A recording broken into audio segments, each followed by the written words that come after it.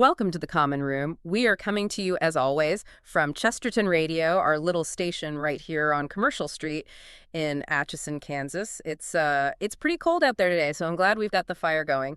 And I am really glad you could pull up a chair and join us. Yeah, it's definitely a good day to just, sit by the fire surrounded by books.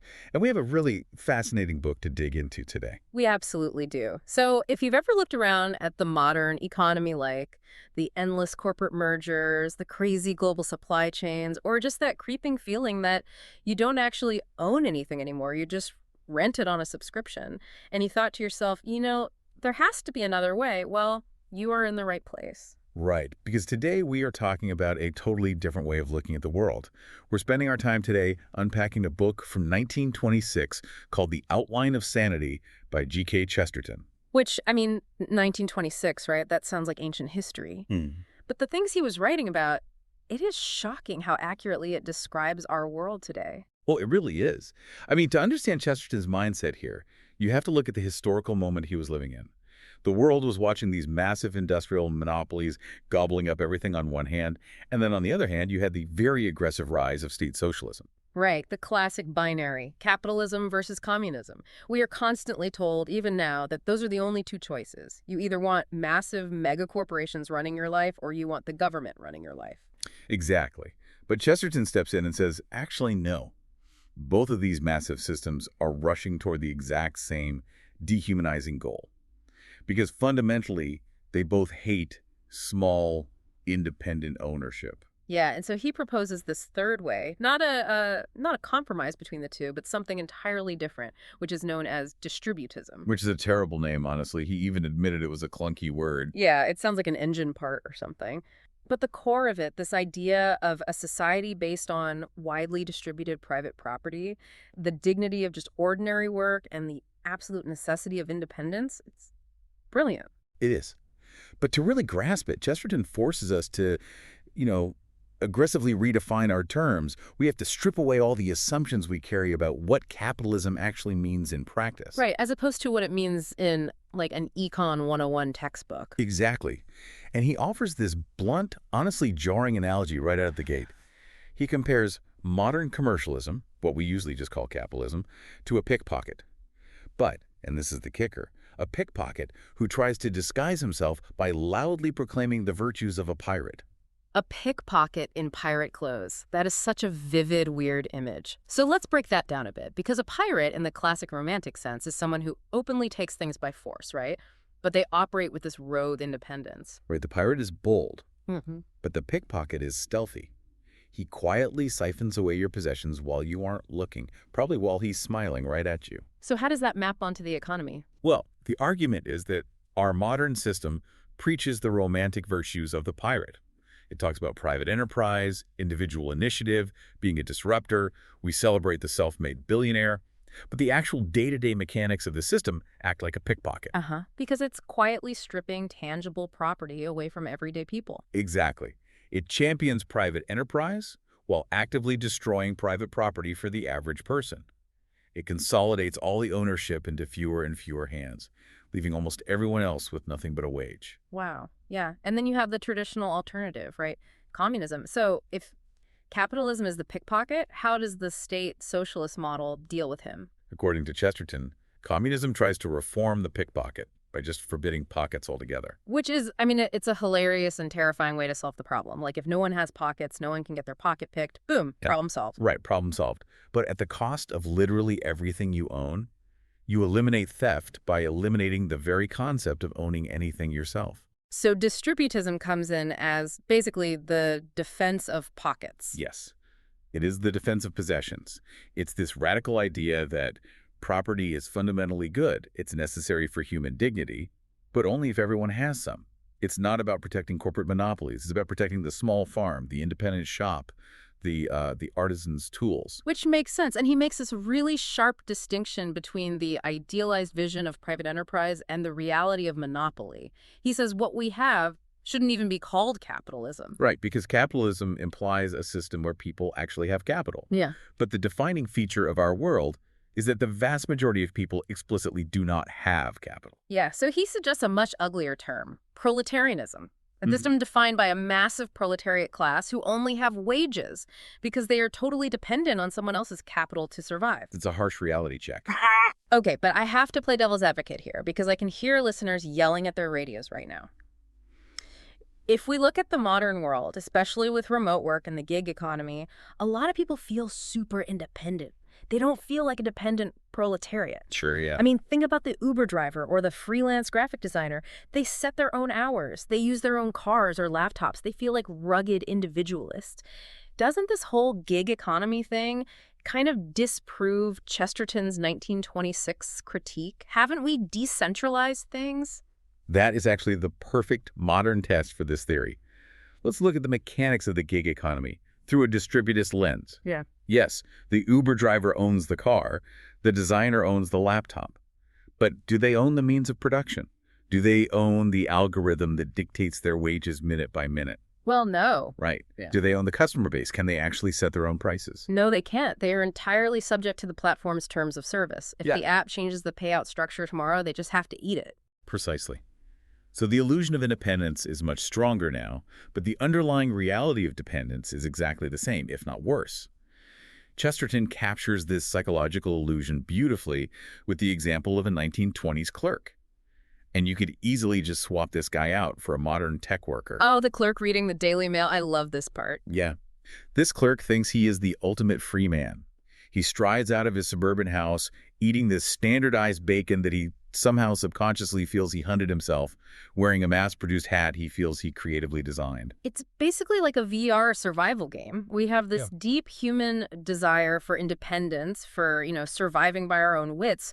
But because the modern system doesn't allow for real independence, we just simulate it. We play at being independent. Right. We play hardcore survival video games, or we adopt this whole hustle culture mindset, all while sitting in an ergonomic chair in a climate-controlled office, completely dependent on a global supply chain just to get a cup of coffee. The independence is a phantom. It really is. And what happens when that massive system is actually challenged? This is where Chesterton points out a fascinating psychological shift in the defenders of monopoly. When capitalists try to be idealistic in a crisis, they end up sounding exactly like socialists. Wait, how so? Walk me through that. Well, historically, the defense of capitalism was rooted in the sacred right of private property, right? This is my factory, I built it, I own it. But as monopolies grew and massive strikes started paralyzing whole nations, the rhetoric changed. The wealthy owners didn't talk about private property anymore. They started talking about social service. Yeah, so when the rail workers went on strike, the owners would say, the workers must return to work in the interest of the public. We are providing a vital public utility. Right. The capitalist falls back on the language of collective social responsibility. That is incredibly insidious. Because if the only justification for your mega monopoly is that it serves the public, you've literally just handed the philosophical victory to the socialists. Exactly. The old argument was that private bargaining automatically benefited the public invisibly. But once a corporation becomes so massive that it claims it is the public infrastructure, it loses its philosophical footing. If it exists solely as a public service, the logical next step is, well, the government should just nationalize it. Wow. So at the highest levels of corporate monopoly, the true ideal of private property is already dead. Completely abandoned. Okay, so the individualist is an illusion, and the monopolists are basically just outsourced government departments. Which leads to this massive structural question. Even if we ignore the loss of human dignity, is the system at least stable? Like, does the machine run smoothly? And Chesterton argues that it absolutely does not. It is mathematically inherently doomed. And this isn't just a moral critique, it's a mechanical one. He points out a glaring contradiction in labor disputes. In these massive strikes, it isn't just the employees complaining about starvation wages. The employers are simultaneously pleading bankruptcy. Right. You have a system where the successful businessman isn't boasting about his success. He's using his tight margins and his near failure as a weapon against his workers. Capitalism is failing on capitalist terms. To really cement this, we need to talk about his Robinson Crusoe analogy. It is honestly one of the clearest breakdowns of economic contradiction I have ever heard. Let's unpack the mechanics of Crusoe's island. It scales perfectly from a deserted island to our globalized world. So imagine Robinson Crusoe is the employer, the monopolist, and his man Friday is the employee, the proletariat. Under the modern capitalist dynamic, Crusoe is trying to do two totally contradictory things at the exact same time. Okay, what's the first one? First, as an employer, Crusoe wants to pay Friday the absolute lowest wage possible. He wants to cut labor costs to maximize his profit margin. Which is just standard business logic. I mean, every quarterly earnings call today is about driving efficiency, reducing headcount, minimizing labor costs. All right, that's just business. But here is the trap. Crusoe is not just an employer. He is also a merchant. He is producing goods, let's say rum and rifles. And who is his market? Who's going to buy these goods? Well, the only market available is Friday, the general public. Exactly. So Crusoe the merchant absolutely needs Friday to be a wealthy customer with high disposable income. Oh, man. He is demanding that the exact same man be incredibly poor when he is on the clock and incredibly rich when he walks into the company store. It is a totally self-defeating cycle. You cannot systematically strip the wealth and wages from the general public and then expect that very same public to have the spending power to buy your mass-produced products. That is so relevant right now. You read the financial news on page 1, a massive multinational announces record layoffs and wage stagnation to protect shareholder value. And then on page 2, the exact same economists are scratching their heads wondering why consumer spending is plummeting, why retail is dying, and why the middle class is taking on massive credit card debt just to buy groceries. It's Crusoe cutting Friday's wages and then acting shocked when Friday can't afford the rum. It's madness. But wait, how did this system survive for so long if it's mathematically broken? Well, in the early stages of the Industrial Revolution, this contradiction was somewhat hidden. Why? Because there were always new, unexploited markets. If you impoverished your own workers in England, you could just sell your cheap goods to newly opened markets in India or China. You could just find new people who hadn't yet been reduced to wage earners. Right. But Chesterton foresaw that this system has a geographic limit. As monopoly capitalism goes global and covers the whole earth, there are no more outside markets left to exploit. The system eats itself. The contradiction tightens like a noose. So if we accept this premise, if we acknowledge that the ship is taking on water and slowly sinking, the obvious question is, how do we get off? And this is where modern political debates drive me absolutely crazy. Because if you suggest dismantling a monopoly or changing the system, the immediate response is a demand for a flawless, risk-free utopian plan. Oh, the demand for the perfect blueprint. Yeah. It paralyzes all actual reform. Yes. And Chesterton has this incredibly memorable, almost surreal fable to illustrate this paralysis. The fable of the poisoned beer. Let's really dig into this because it explains the psychology of modern politics perfectly. That's one of his best. So a man walks into a pub, he orders a glass of beer, he takes a long drink, suddenly realizes the beer is laced with deadly poison, spits it out, and violently throws the pewter mug at the publican, which is a completely rational survival response. Biologically and morally justified. Right. But then the system steps in. The public analyst and the local magistrate approach the poisoned man, and they tell him in these very calm, bureaucratic tones that he cannot simply abandon the toxic beer. He certainly cannot shut down the pub or demand the publican be arrested. Why not? Because before he is allowed to stop drinking the poison, he must present a perfectly charted, scientifically mapped substitute to put in his stomach. They demand a comprehensive 10-year plan for alternative beverage consumption. Exactly. They want to debate the scientific objections to water, the supply chain logistics of milk, and the economic impact of tea, all while the man is actively dying of poison. The absurd, Kafkaesque logic of it drives the man completely mad. This fable gets to the absolute heart of how we fail to think about social reform. The sociological point here is that when you're being poisoned, the most urgent action does not require a utopian blueprint. The very first principle of any valid social reform is what Chesterton calls the tendency to recovery. The tendency to recovery. Let's break down the mechanics of that. What does that actually mean in practice? It's basically a biological principle applied to sociology. If a living organism is subjected to a toxic environment or a severe pressure, and you simply remove that pressure, the organism will naturally try to heal itself. It will make an effort to recover its ordinary healthy condition.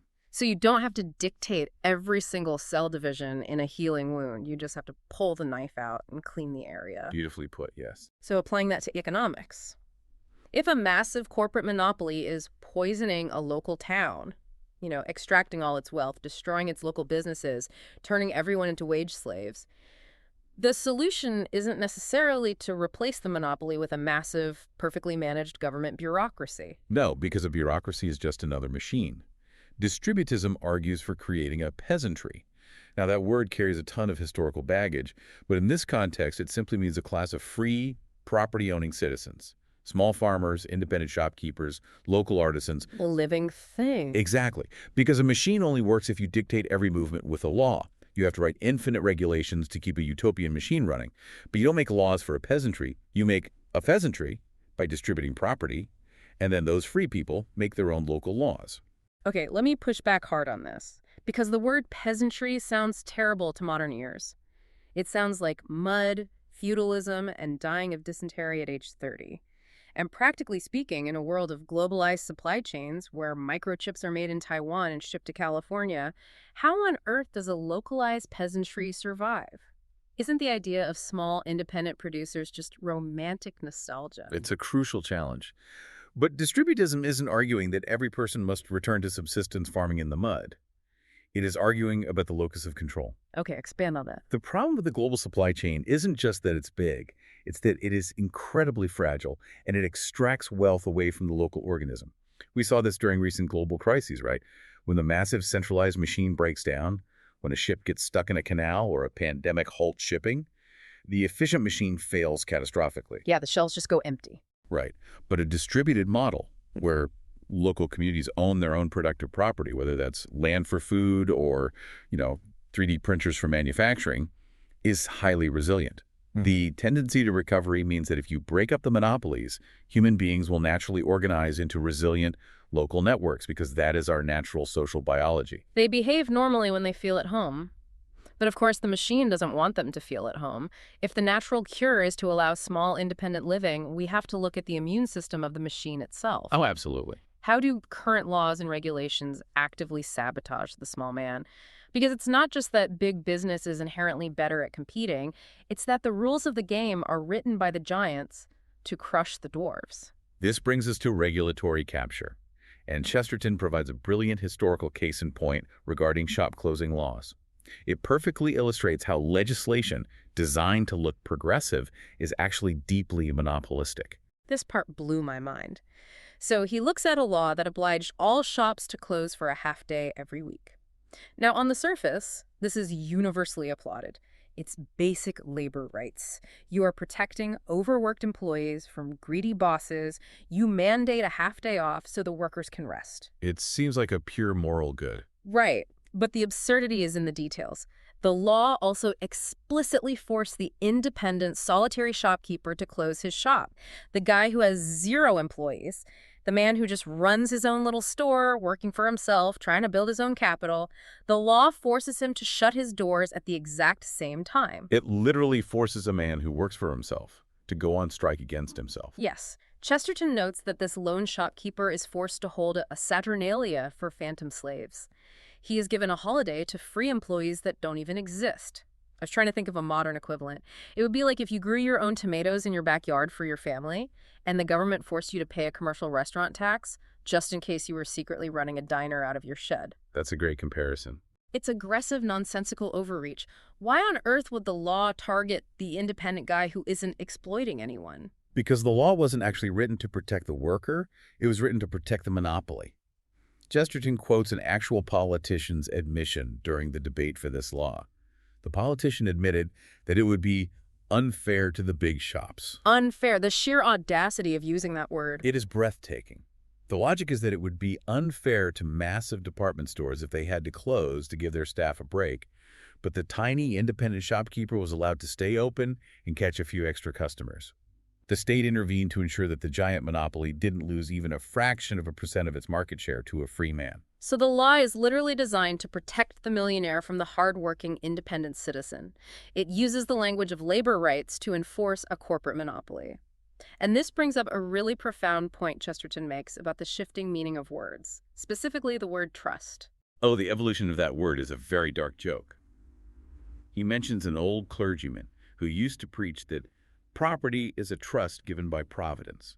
Now, in classical Christian social teaching, and this echoes the themes found in documents like Pope Leo III, Rerum Novarum private property, is seen as a moral right. Yes, but it comes with a social responsibility. It is a trust given by God to be used for the good of the family and the local community. Chesterton was deeply influenced by Leo XIII and Catholic social teaching on this. But the word got completely hijacked. Completely. The moral trust became the corporate trust, the massive monopoly. The capitalists threw a net over society, consolidating all property into these megacorporations, and then tried to convince everyone that these nets were just a natural, inevitable part of the environment. He points out the hypocrisy so well. Capitalists went from claiming trusts are impossible in England because we love free markets to suddenly claiming trusts are inevitable, so you just have to accept them. A trust is not property. That is a core distributist rallying cry. A megacorporation owning everything is the exact antithesis of private property. But the destruction of that independent shopkeeper isn't just an economic tragedy, it's an epistemological one. It changes how human beings actually understand reality. Chesterton argues that the modern citizen, stripped of property and forced into this massive machine, is becoming fundamentally disconnected from the physical world. Yeah, he highlights this with the image of the cultivated townsman. The modern, sophisticated city dweller who prefers his milk out of a clean shop and not a dirty cow. It's funny, but it's deeply tragic. The modern town dweller doesn't know the causes of things. They don't know where their food comes from, how their house is built, or where their waste goes. And this ignorance is by design. The more elaborate the centralization of the town, the less the individual understands the primary forms of production. We have become entirely dependent on a black box. You press a button on your phone, and a meal arrives. You press another button, and a car arrives. Chesterton lays the blame for this directly on the concept of the division of labor. Now, since Adam Smith's famous example of the pin factory, the division of labor has been praised as the ultimate engine of human progress.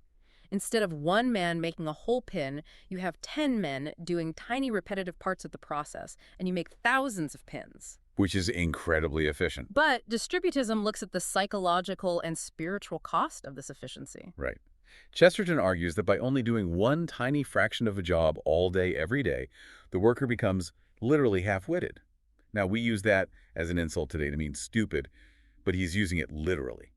You are only using a fraction of your wits. You're only developing a tiny sliver of your human potential. Exactly. You lose your integrity in the strict architectural sense of the word. You are no longer a whole structure. Contrast that with the distributist ideal, the peasant or the independent craftsman. Chesterton elevates this figure not out of romanticism, but because the independent owner lives a complete life. Let's look at the mechanics of that complete life. Well, the small farmer or the artisan sees the entire process from beginning to end. Yeah. They plant the seed, they tend the crop through the weather, they harvest the wheat, grind the flour, bake the bread. They have to understand soil chemistry, animal husbandry, carpentry, meteorology. They know the beginning and the end. They exercise self-support, self-control, and self-government on a daily basis. They aren't a cog in a machine. They are a complete circle. Think about how this applies today, especially with the rise of artificial intelligence. There is this massive panic about AI replacing white-collar jobs. But what jobs are actually being replaced? It's the highly specialized, highly divided labor. Exactly.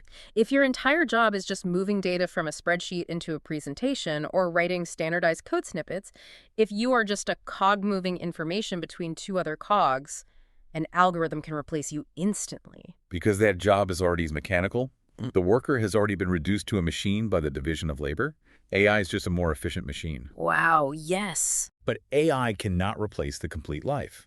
An algorithm cannot manage the holistic, unpredictable biological reality of a small, diversified farm. It cannot replicate the intuitive, tactile problem-solving of a master carpenter fitting joints in a custom home. The more whole you are, the harder you are to replace. So a society needs a core of citizens who produce and consume within their own circle to maintain its sanity.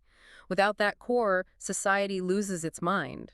We just throw our specialized labor into the void of the global market and hope a paycheck comes back. It's a recipe for madness, which is why the book is called The Outline of Sanity. But of course, hearing all this praise for the peasant and the critique of the pin factory, a massive, glaring objection arises. The technological objection. Yes. People hear this and think, okay, so this philosophy demands we smash all the machines, burn down the factories, and go back to the Dark Ages. We all have to wear burlap sacks.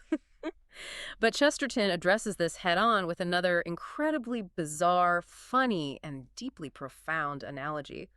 Uncle Humphrey. This is such a brilliant way to reframe our relationship with technology. So, Chesterton asks us to imagine a family living on a farm. One day, for whatever reason, they decide to make a scarecrow or a dummy. They take some old clothes, stuff them with turnips, put a water butt in the middle to give him a robust figure, attach some old boots, and prop him up in the parlor. They name him Uncle Humphrey. A very eccentric family, but let's go with it. For a while, as a polite social fiction, the family humors this creation. They say, Uncle Humphrey has come to stay. They treat him as a fixture of the house. But eventually, winter comes, times get hard, the family needs those turnips to eat, they need the water butt to store actual water, they need the trousers to wear. What do? They tear Uncle Humphrey apart for parts. Exactly. But imagine if, as they were taking him apart, an overly sentimental neighbor rushed in and yelled, No, no, you can't dismantle him. Uncle Humphrey has come to stay. He is inevitable. You are committing murder. The family would rightly point out that Uncle Humphrey isn't real. He is a construct. He never came anywhere, and he has no intrinsic right to exist. And this is exactly how we treat modern machinery and technological systems. We are constantly told, well, the gig economy is here to stay, or massive data harvesting algorithms have come to stay, as if they are living entities with rights. Like they're forces of nature we just have to submit to. Right. But the distributist argument is that machinery is just a tool made of materials that ultimately belong to the human community. If a machine harms us, if it destroys our dignity, or if we simply need the parts for something else, we have the ultimate sovereign right to scrap it. It forces us to define the relationship between the human and the machine, and he draws a devastatingly sharp line between the inventor of a machine and the victim of it. That completely flips the script on how we talk about tech adoption. We usually assume that because a machine is clever, interacting with it must be elevating. Yeah. But look at a commuter train. The engineer who designs the locomotive might feel the genuine, almost mystical joy of creation. He is like a sculptor working with iron and steam. But the thousands of commuters who are packed tightly into that train every single morning, commuting to jobs they hate, They don't feel the joy of creation. They just feel bored, oppressed, and rushed. We use machines to save time, not because the experience of the machine is inherently good. right, we want to travel swiftly, not because swift traveling is a rapture, but because being stuck in a train carriage is a bore. But Chesterton isn't a pure anti-technology Luddite.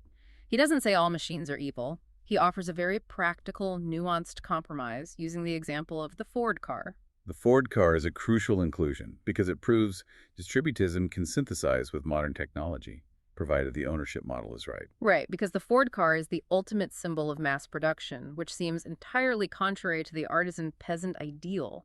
But he points out that the car can actually be used as an instrument for individual adventure. A private car is far more independent than a centralized state-run train line.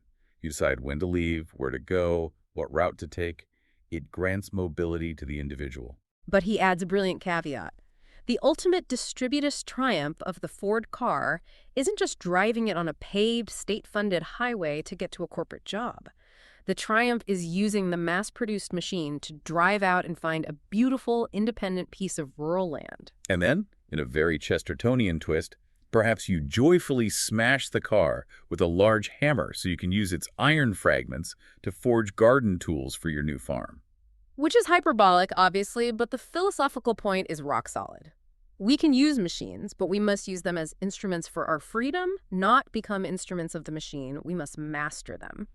And this brings us to one of the most critical mechanical questions of distributism. How do you deal with machinery that is just too big for one person to own? Right, like a factory. Yeah. You can't have one guy own a regional rail network, and we've established we don't want the centralized state to run it either, so how do we solve this? The distributist solution here was deeply influenced by Hilaire Belloc, who was Chesterton's great friend and collaborator. They were so aligned, people call them the Chester Belloc. Oh, the Chester Belloc, yes. Belloc championed the idea of cooperative ownership and profit sharing, drawing heavily on the medieval guild system. If a machine is truly necessary for a community, say a large manufacturing facility or a transport hub, its ownership should be distributed among the people who actually operate it and rely on it. Okay, let's break that down with a real-world example. Mm-hmm. Let's say a town needs a regional rail line. Under capitalism, a mega corporation owns it, extracts the profit, and pays the workers a minimum wage. Under communism, the central government owns it, bureaucrats run it, and the workers get a state ration. Under distributism, how does it work? Under distributism, the rail line is owned by a guild composed of the engineers, the conductors, the maintenance workers, and perhaps representatives of the local towns it connects. Every worker owns a share of the enterprise. They aren't just employees earning a wage, they are co-owners earning a share of the profits. They elect their own management. So if the rail line does well, the community and the workers prosper directly. Exactly. It decentralizes the power and keeps the wealth localized. It prevents the formation of a monopoly because the ownership is inherently fractured and tied to the local reality. We must share the ownership of technology and never worship it. The goal is a society where man is a giant to whom the machine is a toy, rather than a system where the machine is a giant to which man is a pygmy. That is a phenomenal paradigm shift.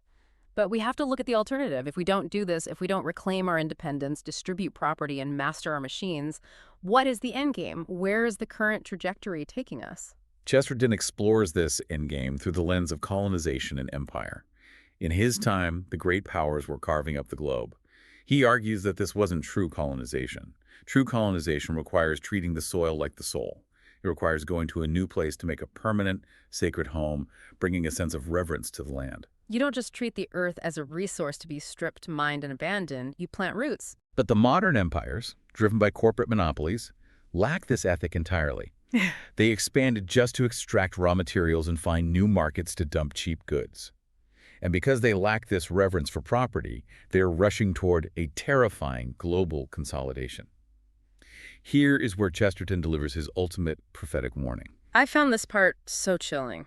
He says that the two giant forces of the modern world, big business and state socialism, are not actually enemies. Which, again, sounds crazy to us. We spend our entire political lives watching the pro-business side fight the pro-government side.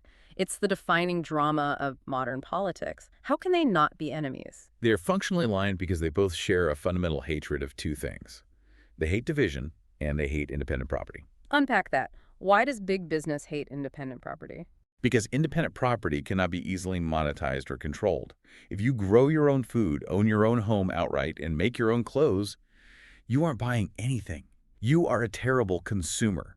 Big business wants everything consolidated into monopoly so they can capture every single transaction in your life. They want you renting your house, subscribing to your car, buying every calorie you consume from their supply chain. And why does state socialism hate independent property? Because independent property cannot be easily governed or standardized. A man who is truly self-sufficient is hard to tax, hard to mandate, and hard to control. State socialism wants everything consolidated into massive government departments so it can centrally plan society efficiently. So they both view the independent, self-sufficient family as a chaotic obstacle to their grand designs. They both love centralized combination. Big business wants a global monopoly. State socialism wants a global bureaucracy. Exactly. And because they believe in the exact same mechanical methods, centralization, standardization, the destruction of local differences, they are inevitably merging into the same entity. The monopolist calls this process solidarity, claiming they are uniting the world through commerce. The socialist calls it consolidation, uniting the workers under the state. And Chesterton coins this incredible portmanteau for it. Yes, consolidarity. The consolidarity, the unholy alliance of the mega corporation and the mega state. So what does this actually look like for us today? He suggests we are heading for a world where we all wear standardized clothes, live in standardized identical apartments, consume standardized media, take standardized medicines, and go on standardized pre-packaged holidays. And at that point of total consolidarity, no one will know, and honestly, no one will even care, whether their life is being managed by a massive mercantile mega corporation or a giant faceless municipal government bureau. The lived experience is exactly the same. You are a dependent cog in a machine you cannot control. We see this merging right now. When a massive tech company works hand in glove with intelligence agencies, or when government regulations are essentially written by the lobbyists of the three megacorporations that dominate a sector, the line between the state and the corporation vanishes. Are we just doomed to this featureless mass of consolidarity? Chesterton brings it back to the very core spiritual theme of the book, to offer a way out. He points out that in the great foundational myths of Western civilization, particularly in Genesis, creation itself was fundamentally an act of division. This is a beautiful concept. Let's really linger on this. Creation as division. When you look at the Genesis narrative, God doesn't create by mashing things together into a blob. He creates by separating things. He divides the light from the darkness. He divides the earth from the waters. He divides man and woman. Chesterton calls this creative cleavage. True creation requires distinction, boundaries, and separation. So applying that to economics, Dividing property and distributing it widely isn't a destructive act, it is a creative act. It gives people distinct boundaries, which gives them dignity. It creates a complex, highly diverse, resilient society made of millions of unique, sovereign households. Exactly. Consolidarity, on the other hand, is destructive unity. It lumps everything into a gray, featureless mass. It erases the boundaries that make human life interesting and dignified. The only cure for this terrifying drift into the machine is the arduous, voluntary fight for true self-government. It is the conscious daily decision to reject the passive acceptance of the machine and to fight for the dignity of independent ownership. It is the realization that sanity itself requires boundaries. What an incredible journey we've been on today. We started by tearing down the illusion that our current system protects private property, realizing that we are often caught between the pickpocket of monopoly capitalism and the pirate of state socialism, both of whom want to leave us empty-handed. We examine the lethal contradiction of Robinson Crusoe, proving the system is mathematically eating itself. We learned from the fable of the poisoned beer that we don't need a utopian blueprint to stop drinking poison. We just need to trust the natural, biological instinct for recovery found in local, distributed communities. We expose the absurdity of regulatory capture, where laws protect phantom slaves while actively crushing independent citizens. We mourn the loss of the complete life in favor of becoming half-witted cogs in a hyper-specialized division of labor. And finally, we saw that we don't have to surrender to Uncle Humphrey. We can master our technology through cooperative guilds and profit sharing, escaping the terrifying, standardized trap of consolidarity. It is a radical, almost dangerous call to rethink what freedom actually means in a hyper-industrialized digital age. It forces us to ask if we are actually free or just well-managed. It really does. And I want to leave you, the listener, with a final thought to mull over, building on everything we've unpacked today. We live in a highly efficient, hyper-connected world where every single inconvenience is optimized away for us. If you are hungry, an app delivers food. If you are bored, an algorithm delivers endless entertainment. It feels like the pinnacle of human progress. What is it? Right. Because perhaps in a world that aggressively wants to manage every second of your existence, track every data point of your behavior, and consolidate every resource into a global trust, the most radical, rebellious act of freedom left to you isn't organizing a massive political protest or posting a fiery essay online. What is it then? Perhaps the ultimate act of rebellion, the true beginning of sanity, is simply stepping into a backyard, planting a single seed in the dirt, and absolutely refusing to let anyone else harvest it for you. Thank you for joining us today in the Common Room.